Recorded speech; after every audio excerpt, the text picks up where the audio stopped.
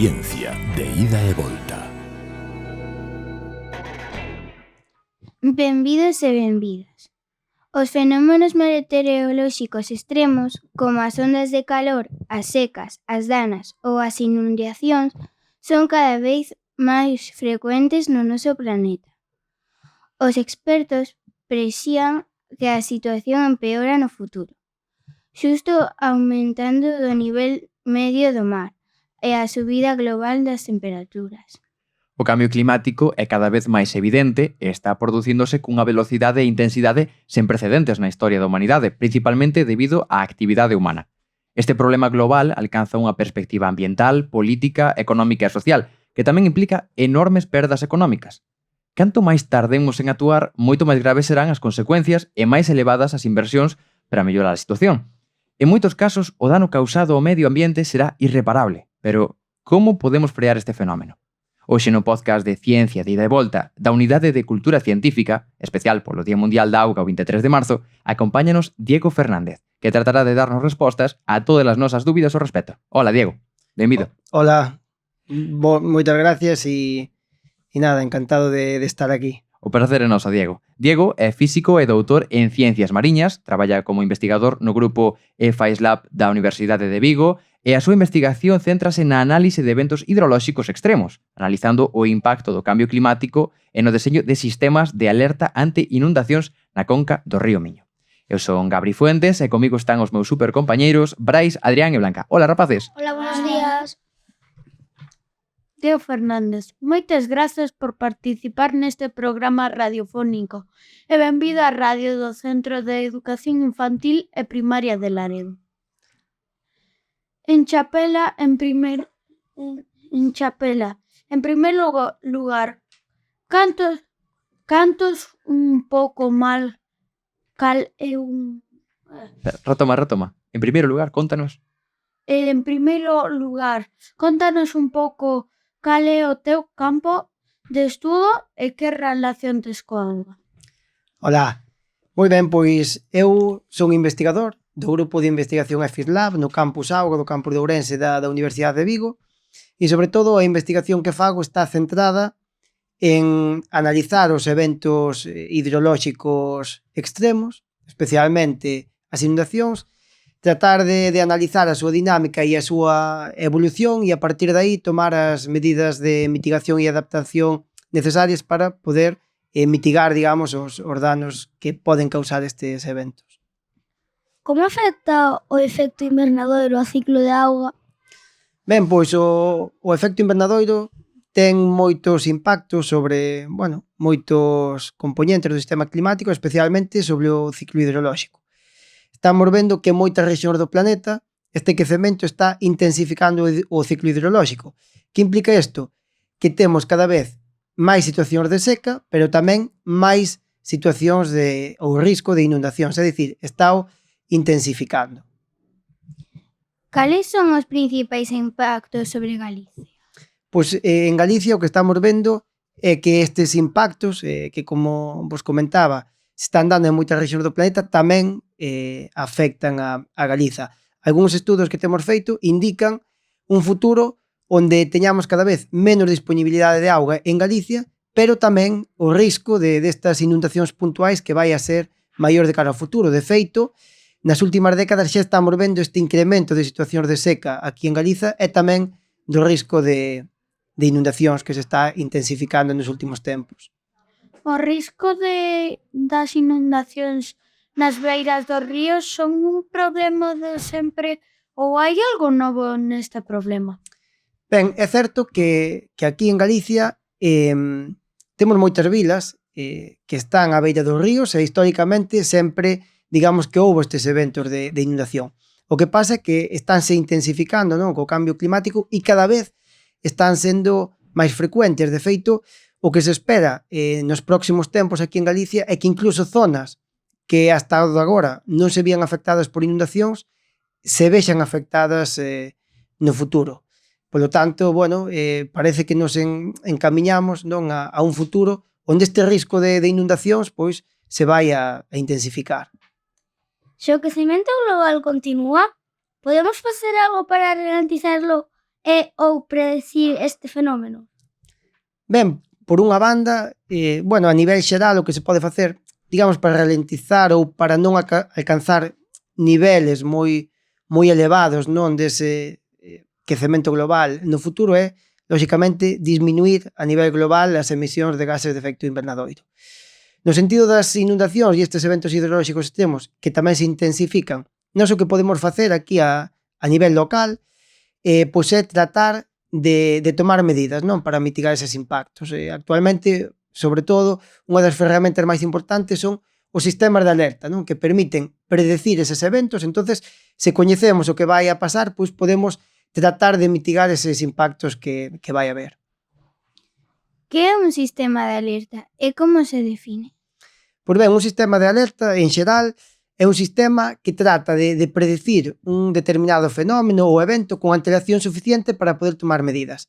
No noso caso concreto, o que facemos é tratar, cando se prevé, non, cando se pronostica un evento extremo de precipitación, tratar de ver como vai afectar aos nosos ríos, as inundacións, non, que poden ocasionar con antelación suficiente para que as autoridades que teñen, digamos, responsabilidade de actuación, protección civil, poden tomar medidas con antelación e así diminuir o dano destes eventos. Como se pode aplicar para analizar tamén o que vai pasar no futuro? Pois ben, este sistema de alerta temperá o que fai é, ante un pronóstico, digamos, de precipitación, transforma esa precipitación no caudal correspondente, non? É dicir, é moi importante porque non sempre o mesmo evento de precipitación vai causar o mesmo impacto no caudal. Vai a depender de diversos factores, como, por exemplo, o estado de humidade de solo, os requirimentos de auga da vegetación, etc. Non? Entonces, ante eses pronósticos de precipitación, nós o que facemos é transformalo en caudais e ver como vai evolucionar o caudal nos próximos días. Non? E, ademais, o que facemos é simulacións, neste caso hidráulicas, que o que van a facer é como eses caudais poden inundar algunhas zonas das vilas. Non? Se coñecemos esas inundacións, non, que se prevén con antelación, podemos ir tomando medidas. Isto, digamos, en tempo real. Non? A nivel de futuro, o que facemos é, nese sistema, introducir non datos de predicción de precipitación, sino datos dos denominados modelos climáticos. Vale? Que estes modelos o que fan é prever como pode evolucionar, por exemplo, a precipitación durante os próximos anos. Nós esa información introducimos no noso sistema e vai nos dar como van a evolucionar os caudais nos próximos anos. Non? Entonces, se comparamos os caudais actuais, especialmente aqueles eventos extremos, cos caudais futuros, podemos ver como vai a evolucionar esa situación. Por exemplo, se vemos unha zona que agora mesmo non se inunda, pero que dentro de algúns anos sí que se vai a inundar, a verse afectada por inundacións, xa podemos ir tomando medidas como restringir, por exemplo, novas construccións nesas zonas. Non? Entón, o sistema ten esas dúas vertentes. Non? Esa mitigación do que vai pasar nos próximos días, pero tamén permite analizar o que pode suceder no futuro e ir mitigando eses impactos. Como se definen as zonas vulnerables para establecer as alertas?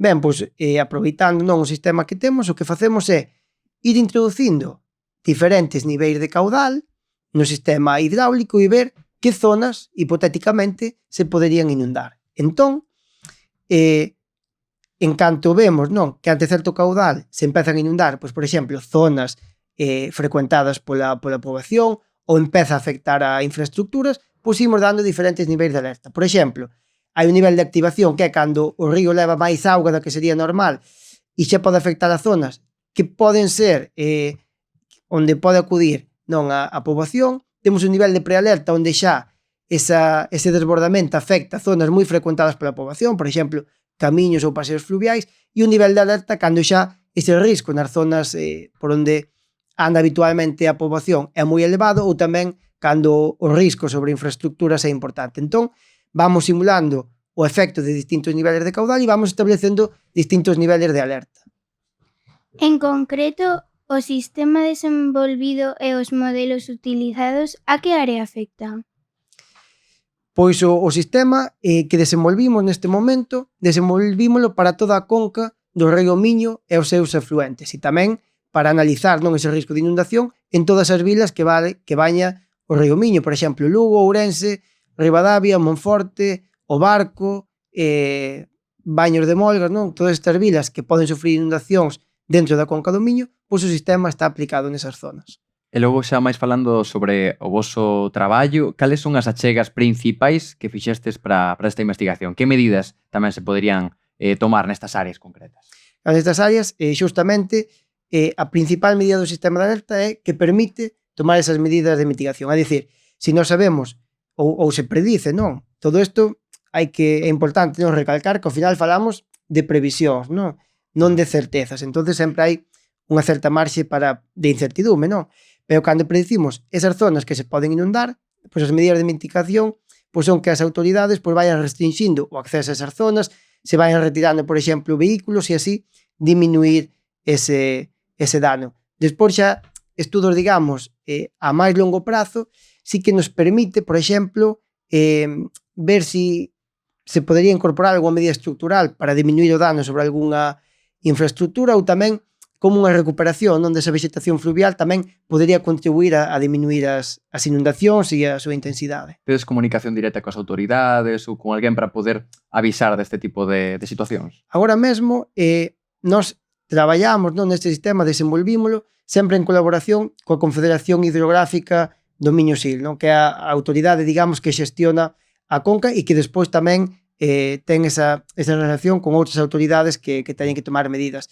Agora mesmo estamos dentro dun proxecto para tratar de xa de xeito autónomo, automático, que este sistema poida emitir esas alertas xa as autoridades que teñen que tomar decisións. Estamos, durante os próximos meses tratando de unificar, digamos, todo ese protocolo e que realmente poda ser efectivo a nivel práctico, non todo o sistema desenvolvido. O sistema desenvolvido e as medidas a tomar poderían aplicarse a outras áreas ou contornos? Sí, efectivamente, nós dende a universidade non sempre tratamos de desenvolver sistemas que se permitan aplicar ou, digamos, transferir non esa ciencia a outras zonas. Non? Neste caso, todos os modelos non que usa o sistema son de libre acceso, é dicir, que podería utilizalo calquera administración. Habería que adaptarse, esas calibracións, as características da zona, pero podería aplicarse a diferentes zonas e axudar nesa mitigación e nesa toma de medidas para diminuir o risco. Son medidas para prevención de desastres humanos ou tamén para preservacións da natureza agraria? En primeiro lugar, o sistema está pensado non para tomar medidas para minimizar o risco sobre a poboación e os seus bens, pero ben é certo que tamén se pode contribuir non a paliar eses danos que causen sobre outros sectores. No que comentabas por exemplo, na agricultura, os estudos que facemos como vos comentaba, con vistas ao futuro, aos próximos anos, xa fixemos algún na conca do Miño, e indican que vamos a ter unha perda de auga, non? Os resultados que obtuvemos é que a finais de século, pois o Miño vai levar en promedio un 20% menos de auga. Que quere dicir isto? Que vamos ter menos auga disponible pois para consumo humano, pero despois tamén para o sector agrario, industrial, etc. Entón, se nós coñecemos a auga que vamos ter no futuro e os requerimentos que van necesitar, por exemplo, a agricultura, a gandeiría, etc., pois podemos xa irnos adaptando a eses escenarios futuros, non? Por exemplo, no caso da agricultura, con regadíos, por exemplo, máis sostibles, incluso poderíase evaluar algunha transferencia para outro tipo de cultivos, etc. Pero, se coñecemos a auga que vamos ter disponible no futuro e as necesidades que necesita a agricultura, a que temos actualmente ou con perspectivas futuras, pois podemos paliar eses danos, neste caso da escaseza de auga, noutros sectores. Pero, o sistema, principalmente enfocado sobre a poboación e os seus bens, pero tamén se utilizaría para minimizar o dano sobre outros sectores. E Diego, a mí xúrdeme unha dúbida. Estamos falando destes modelos para predicción en base ás precipitacións. Cal é a relación que mantedes vos e as diferenzas principais cos meteorólogos? Refírome co labor que fan, por exemplo. Nós temos unha relación moi directa, porque evidentemente, neste caso, non, o sistema de predicción en tempo real é totalmente dependente dos pronósticos de precipitación, é dicir, se a nós, non, por exemplo, agora estamos nunha época húmida, se os pronósticos nos indican que vai chover moito, o noso sistema, lóxicamente, vai ter unhas prediccións de caudal moi elevadas e risco de inundación.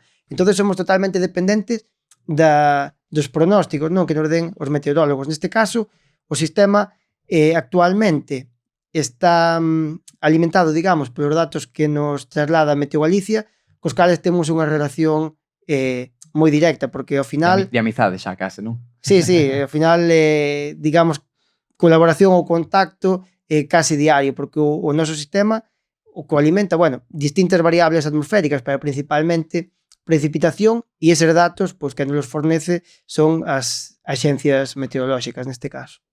Entón, verás afectadas as actividades socioeconómicas como a agricultura ou a pesca da zoa?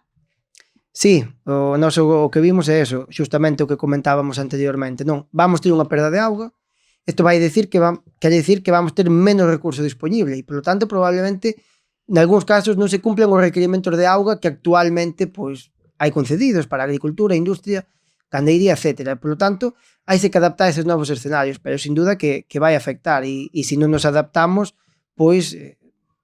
probablemente cada vez máis vai haber máis situacións de escaseza de agua e que non se podan cumplir os requerimentos. Por exemplo, se na agricultura non podemos dar a agua que necesitan os campos, vamos ter unha perda de produción. E no tema da pesca tamén, porque evidentemente o que vemos é que no futuro vamos ter máis risco de que non se cumpla ese caudal ecolóxico, non? O caudal ecolóxico, especialmente no verán, é esa cantidad de auga necesaria para, que funcione ben a biodiversidade, flora, fauna do río.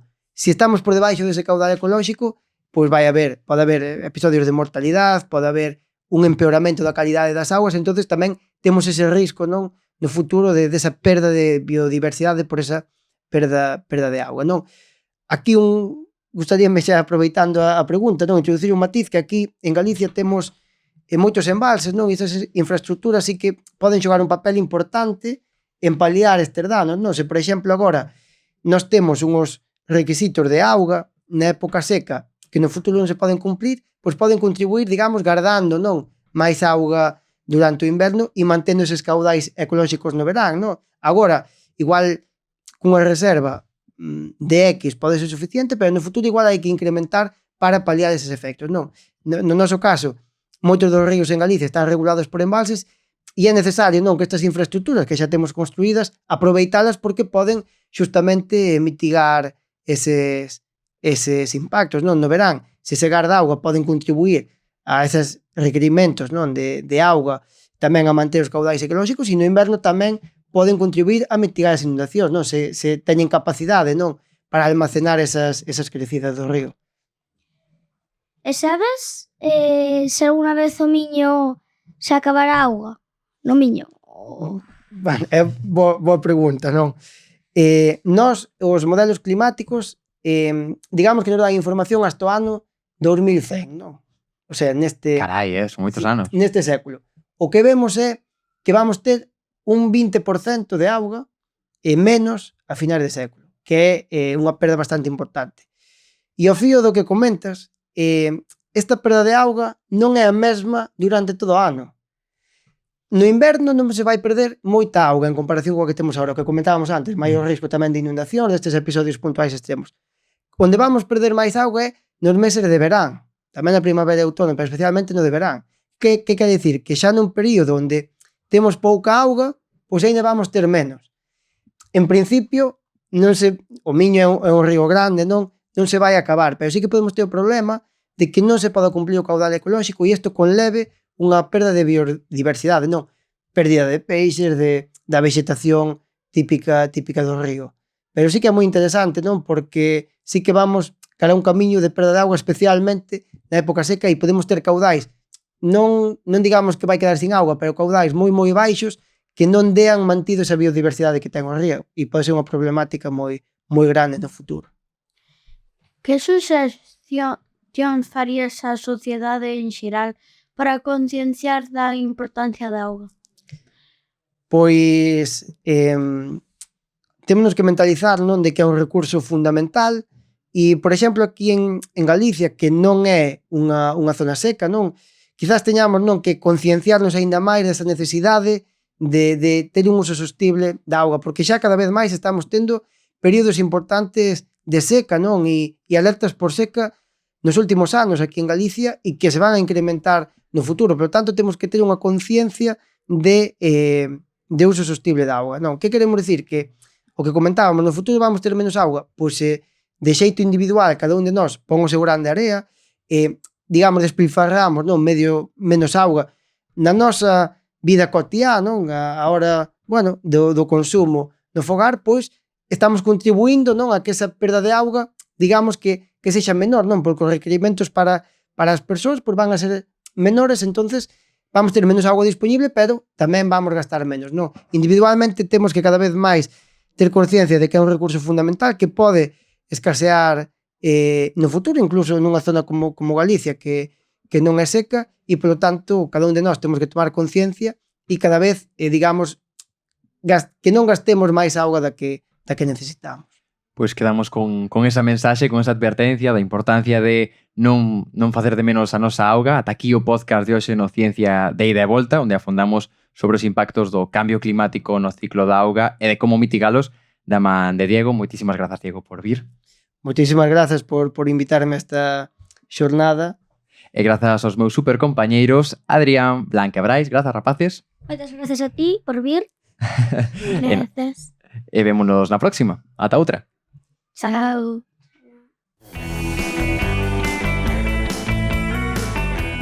Ciencia de Ida e Volta.